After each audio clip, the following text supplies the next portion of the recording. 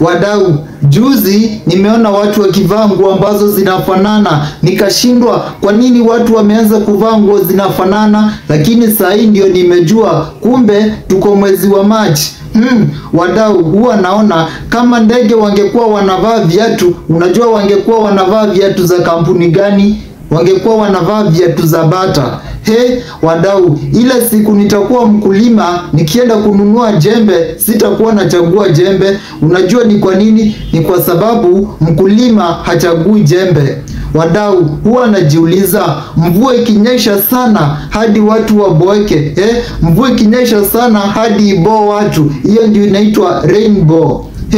Wadau, unaona watu wa Somalia hawaendangi shule. Unajua ni kwa nini? Ni kwa sababu wao tayari wameshasoma Somalia. Wadau, mtu akiumwa na kichwa halafu aende hosi, then akienda hosi aseme anataka kupona mara moja, lakini hataki dawa. Unajua atapewa dawa gani? Atapewa dawa no.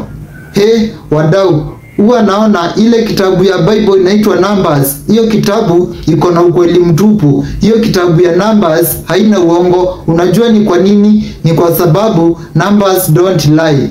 Wadau, unaona zile simu za iPhone, simu inaitwa iPhone haipigangi kelele, na namba 2 screen yake haionyeshanangi vitu mingi. Unajua ni kwa nini? Ni kwa sababu iPhone iko na siri.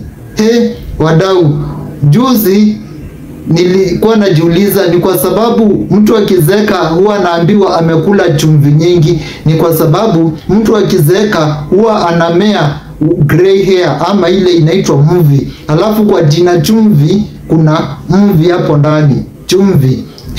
Wadau, juzi kuna ile ya Safaricom inaitwa Zuri. Nimeenda kuitext nikaiambia hai Zuri. Unajua iliniambia nini? Iliniambia mambo si mazuri. Lakini sasa huwa najiuliza, kwa Safaricom hawa watu wanaambianga watu, dear customer, your data bundle is almost depleted. Sasa hiyo kazi ingepewa Memorial. Unajua bundle zako ukitumia bundle za Safaricom ziishe, unajua wangekuwa wanakuambia nini? Oya brother, bundle zako zimenuria. Ayayayaya. Wadau, wacha niwaambie ingine moja. Sasa kulikuwa na mtu ambaye hakuwa nasikia, alikuwa deaf. Alafu siku moja akakuwa mgonjwa. Unajua liulizwa ni nini mbaya? Unajua alisema nini mbaya? Alisema sisikii vizuri. Sasa kuna mtu mwingine hakuwa naona na akakuwa mgonjwa. Vile watu walienda kumwangalia, walimuuliza unasikiaje? Unajua alisema nini? Alisema sioni nikifika kesho. Sasa wachana na huyo, kuna mtu mwingine hakuwa na miguu, alafu akakasirisha mwalimu. Unajua mwalimu alimwambia je? Mwalimu alimwambia sioni ukienda mbali. Sasa kulikuwa na mtu mwingine hakuwa na mikono, na pia akakasirisha mwalimu na akamisbehave. Sasa unajua mwalimu alimwambia nini? Alimwambia nitakufanya ushike adabu. Wadau, mbaya sana. Anyway, my name is Richard the Creator. Subscribe to this channel for more content.